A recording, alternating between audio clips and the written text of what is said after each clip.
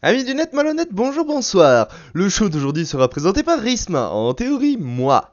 Et je vous propose de parler des plus grands conflits qu'il y a eu au sein de l'humanité. Et aussi vous montrer que l'humain est quelque peu masochiste. Oui. Alors, préparez-vous à découvrir les 6 plus grandes guerres de tous les temps. It's showtime.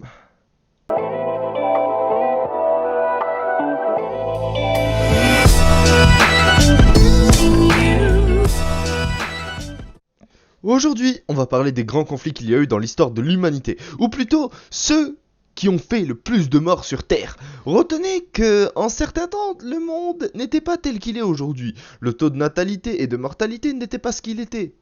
Ou plutôt n'est pas ce qu'il est aujourd'hui. Et avec quelques milliers de personnes, environ 10 000 à peu près, on pouvait déjà parler d'un pays. Et aujourd'hui, on ne va pas parler de guerre de fiction.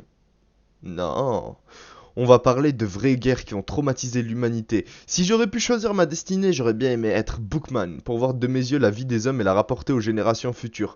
Mais trêve de mondanité et entrons dans le vif du sujet. À la 6ème place, la Première Guerre mondiale. Bon, tout le monde connaît à peu près la Première Guerre mondiale, déclenchée par l'assassinat de François Ferdinand à Sarajevo. Rapidement, qui était ce François Ferdinand? Aussi appelé Franz Ferdinand dans sa version allemande, c'était l'archiduc d'Autriche et le prince de Hongrie en même temps. Et plus tard, il est destiné à devenir le roi de l'Empire austro-hongrois. Ça va de soi. Et par la suite, il se fait assassiner. Et du coup, de fil en aiguille, les pays concernés commencent à se battre, déplacement des pays alliés, rivalités, conflits, qui mèneront à cette boucherie qui restera en travers de la gorge à beaucoup de pays. Et certaines personnes nourrissent encore de l'animosité envers les autres pays, dont une personne dont on reparlera plus tard. Je pense que vous l'avez déjà compris qui est cette personne. En termes de morts, on attacherait environ 18 millions de personnes décédées à cause de cette guerre. Mais des spécialistes ont décidé d'y inclure les morts dues à la grippe espagnole, qui, à cette époque, était bien présente, et qui fit plus de 40 millions de morts. Voilà pourquoi lorsqu'on parle de la Première Guerre mondiale, on estime le nombre de décès entre 18 et 60 millions de victimes. Ce qui est vraiment très triste. Paix aux âmes des soldats tombés au combat. Pour cette 5ème place, on va parler de la révolte des Taiping. Premièrement, sachez que cette révolte eut lieu durant la dynastie des Qing, je sais pas trop comment ça se dit, hein. Elle durait 15 ans, voire un peu plus, de 1851 à 1864. Et le mot Taiping ou Taiping signifie grande paix en chinois. C'est le nom qui a été donné au royaume créé par les rebelles en Chine du Sud et centrale. Le fondateur de ce mouvement était Hong Xiuquan. J'ai un peu de mal avec les consonances chinoises, je vous l'accorde.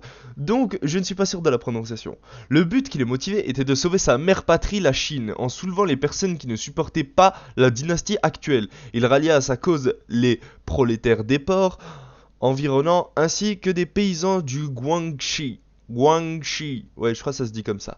Une fois des partisans unis à sa cause, il fonda une secte qu'il appela les adorateurs de Dieu, mêlant à la fois la Bible et les traditions chinoises. Et comme il se considérait comme le fils de Dieu, il se considérait également comme le frère de Jésus. Lorsque la dynastie des Qing, donc c'est la dynastie en question, vu l'ampleur de la révolte, elle envoyait ses troupes armées pour défaire cette menace. Cela prit un bon nombre d'années et fit énormément de morts. On estime 20 à 30 millions de victimes suite à cette terrible bataille. En 4ème place, on va revenir sur une dynastie qu'on vient de voir à l'instant, les Qing ou les Qing, les Qing. Ouais, bref, on va les appeler les Qing, c'est plus facile. Donc les Qing, qui sont également la dernière dynastie de Chine, elle régnera sur l'empire de 1644 à 1912. Pour faire simple, ils se sont rebellés contre la dynastie en place, à savoir la dynastie des Ming à l'époque, qui est très connue, hein. Et les Qing commençaient à gagner en pouvoir et en influence. Ils gravirent alors pas après pas, le sommet qui se dressait face à eux. Et ensuite, une fois qu'ils eurent pris Pékin en 1644, ils instaurèrent leur dynastie, à savoir la dynastie des Qing. Mais tout cela ne s'est pas fait sans effusion de sang. Il y a eu beaucoup de pertes humaines et on estime le chiffre à plus de 25 millions de morts. C'est une des batailles les plus sanglantes de toute l'histoire de la Chine. 3ème place, la conquête des Mongols. La conquête des Mongols, hein? Et est-ce que c'était des abrutis en slibard qui couraient sans palais avec des lances? Bah quoi, ça arrive à tout le monde d'avoir son petit moment de connerie. Mais arrêtons de plaisanter et résumons ce sujet. L'Empire mongol était le plus grand empire de tous les temps. Tu vois la taille de la Russie? Ah bah c'est rien à côté. On va dire à peu près 33 millions de kilomètres carrés pour être exact. Oui, et ça fait beaucoup. Je te l'accorde. Et tu t'imagines bien que pour conquérir ces 33 putains de millions de kilomètres carrés, il fallait une sacrée perte de boulasses et une grosse armée. Et qui sont pas là pour rigoler d'ailleurs. Et c'est là qu'entre en scène le célèbre roi des Mongols, Gengis Khan. Petite anecdote, savez-vous que ce saligo avait copulé avec tellement de demoiselles qu'il y ait 1% de chance pour que vous ayez du sang mongol en vous? Incroyable, n'est-ce pas? Mais revenons à nos moutons. Lors de ces conflits, au cours de toute cette bataille, on recense entre 30 à 60 millions de victimes. Un chiffre aussi impressionnant que le nombre de kilomètres carrés de cet empire. Eh oui, monsieur.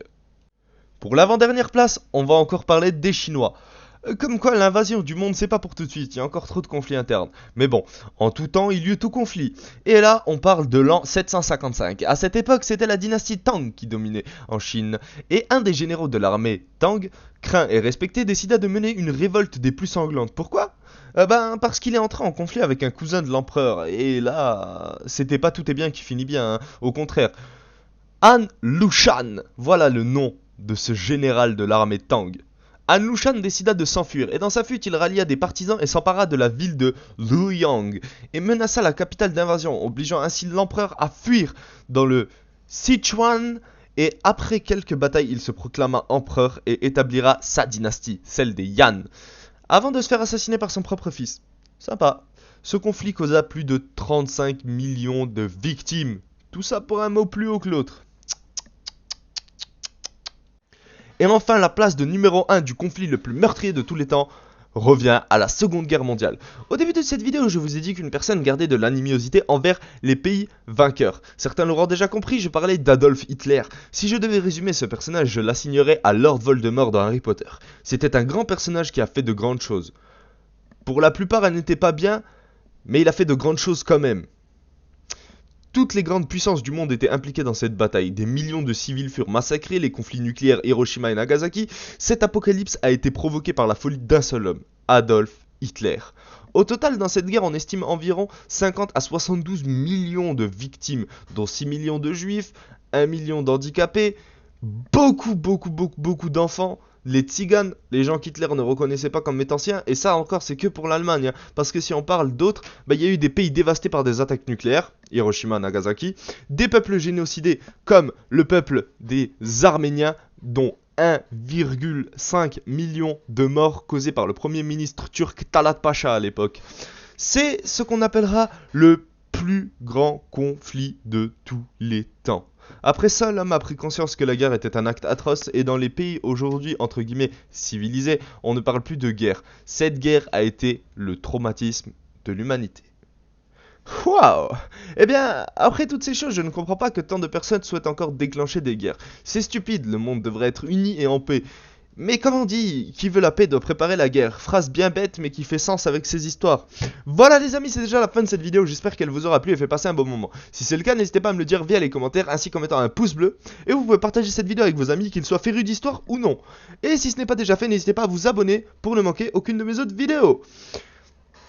Et pour ma part, je vous dis à vendredi prochain et ciao!